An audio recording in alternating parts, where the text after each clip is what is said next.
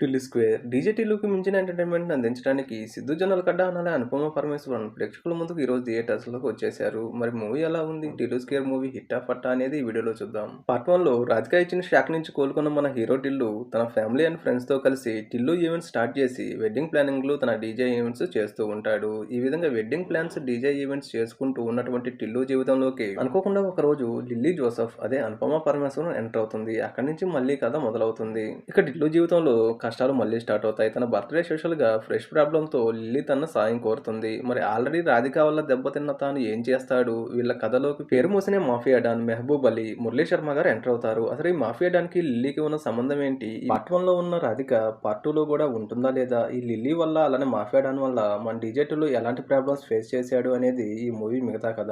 మెయిన్‌గా ఎంటర్‌టైన్‌మెంట్ పరంగా ఈ సినిమా అంచనాలను చేరుకుందనే చెప్పాలి. అలానే టిల్లు స్క్వేర్‌లో హీరోగా సిద్ధు జొన్నలగడ్డ తన మార్కు టైమింగ్ కామెడీతో సీన్స్ ని హిలేరియస్ గా పండించాడు. అలానే యాక్షన్ సన్నివేశాల్లో కూడా అద్భుతంగా నటించాడు. ఇక అనుపమ పరమేశ్వరన్ సిద్ధు మధ్య కొన్ని రొమాంటిక్ సన్నివేశాలు కూడా యూత్ ని ఆకట్టుకునేలా ఉన్నాయి. అలానే బ్రహ్మాజీ, మురళీ శర్మ, ఫ్రెండ్స్ వంటి వారు కూడా తమ పాత్రకు తగ్గట్టుగా న్యాయం చేశారనే చెప్పాలి. అలానే సెకండ్ హాఫ్ లో వచ్చే ఓ సర్ప్రైజ్ కూడా ఆడియన్స్ ను ఆకట్టుకునేలా ఉంటుంది. ఇక ఓవరాల్ గా మూవీలో ప్లస్ పాయింట్స్ విషయానికి వస్తే యాక్టర్స్ నటన, అలానే కామెడీ సీన్స్, మ్యూజిక్ అనే చెప్పాలి. ఇక మైనస్ విషయానికి వస్తే అక్కడక్కడ కొన్ని సన్నివేశాలు సాగతీతలా అనిపిస్తాయి. ఓవరాల్ గా థియేటర్స్ వద్ద సినిమా అనుకున్న స్థాయిలోనే ప్రేక్షకులను పెద్ద ఎత్తున ఎంటర్టైన్ చేస్తూ హిట్ టాక్ దిశగా దూసుకుపోతుంది.